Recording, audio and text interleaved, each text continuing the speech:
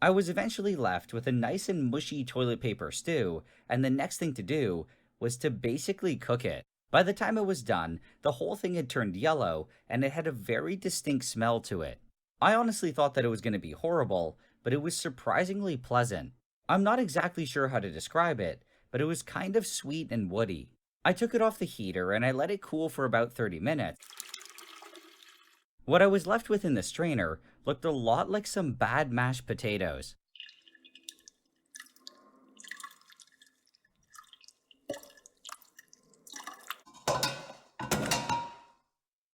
In here, I was able to add a lot more water and I was able to thoroughly mix around the paper to make sure that it all got washed.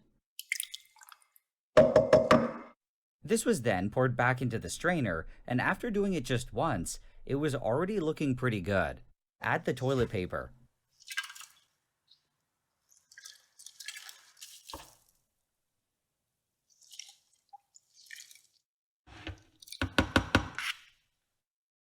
When it was all in there, I mixed it around as thoroughly as I could, and I loosely covered the top.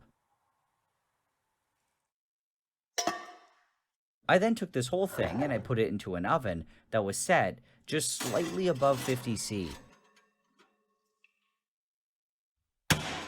When I checked on it the next day, the paper had all floated to the top.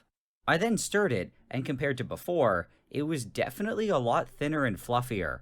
Time to add the yeast.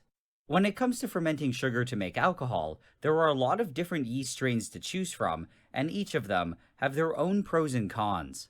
However, in my case, I wasn't doing anything very fancy, so I just went with common brewer's yeast. In terms of bubbling, it was much slower than before, but it was still clearly going on, so I put it back in the oven and I waited another week. So I came back a week later, and when I checked on it, the airlock wasn't moving at all, and I couldn't see any bubbling going on. At the bottom, there was still some white stuff, but I wasn't sure if this was leftover paper or just a bunch of yeast. At this point, I considered it done. So at this point, it was pretty much done, and I poured it all into a little jar and I labeled it appropriately. Now that I had actually made it, the only thing left to do was to see how it tasted. While I was distilling it, I individually tasted each section, but now that it was all combined into one, I was really curious to know what it was like. Okay, so to get started, I'm just going to smell it.